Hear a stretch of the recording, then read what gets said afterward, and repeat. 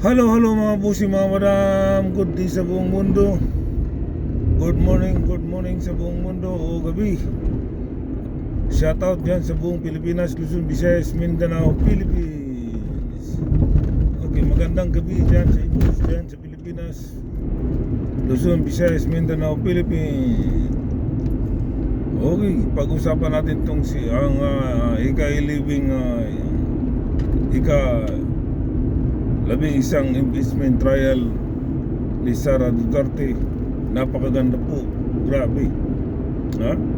Yung si Attorney Wamil, ang auditor, auditor ng CUA na si Attorney Ramil.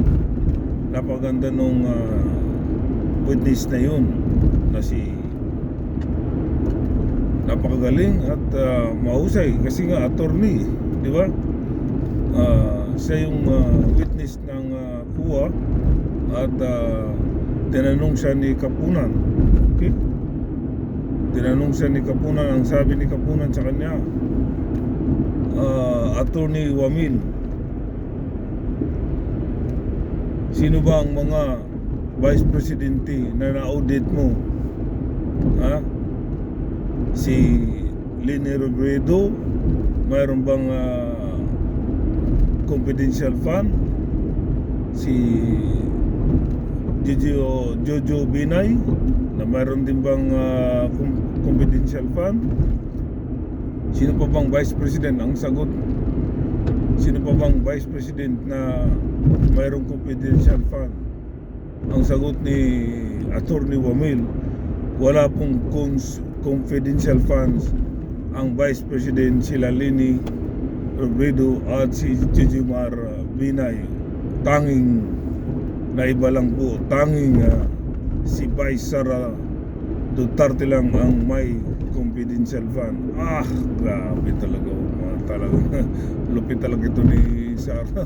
Pagdating talaga sa pera talaga, number 1 talagang hindi talaga magpapatalo to si Sara sa pera eh.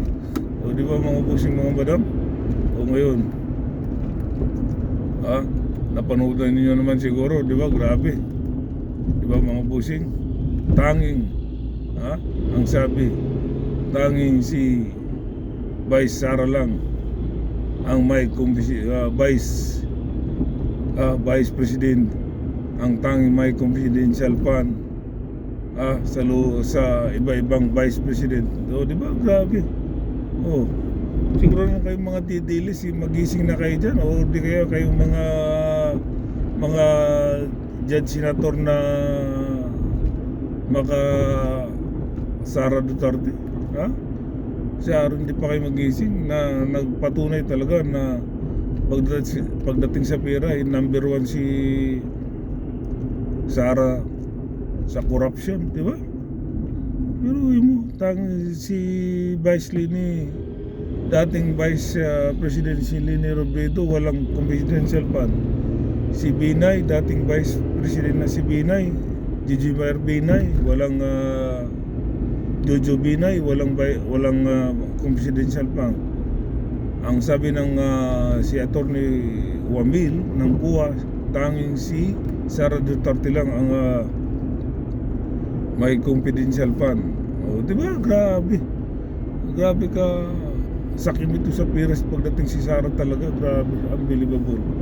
Tapos ito pa, tinanong ulit ni Kapunan, what about sa DepEd Secretary dati na si Briones?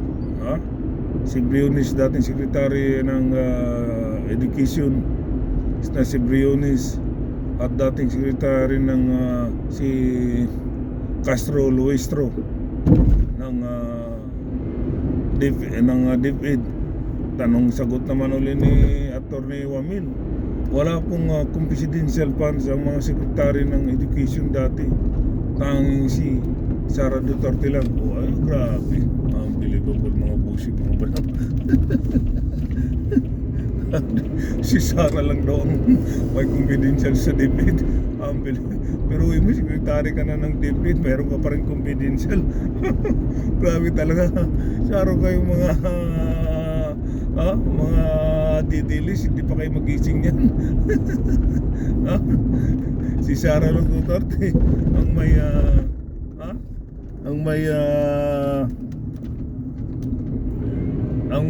confidential fund, maging vice president, maging secretary. Ganyang kalupit si Sara. Special lagi, ganyang kalupit. Tapos pagdating sa education pa, ayaw niyang ang nangyari nung siya ang secretary ng education, ayaw niyang matuto yung mga tao kasi gusto niyang mauto-uto yung mga tao sa kanya. Ang mga kabataan gusto niyang mauto. Kasi nga kung mapupukus sa education kapag matalino yari si Sara. Kaya ang gusto ni Sara maging matalino yung mga kabataan. Ayaw yun. Secretary siya, wala siyang ginawa. Wala siyang ginawang kahit anong mga dyan,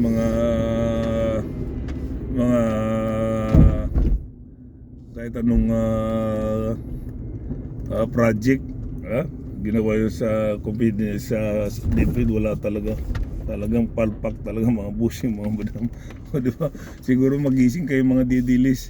Dating Vice President na si Lini at si Jojo Binay, walang confidential fund. Dating secretary, wala rin confidential fund. Sila Bionis at si Luistro Castro, hindi si Luistro na congressman, hindi yung Luistro dati na lalaki. Wala rin confidential fund sa education.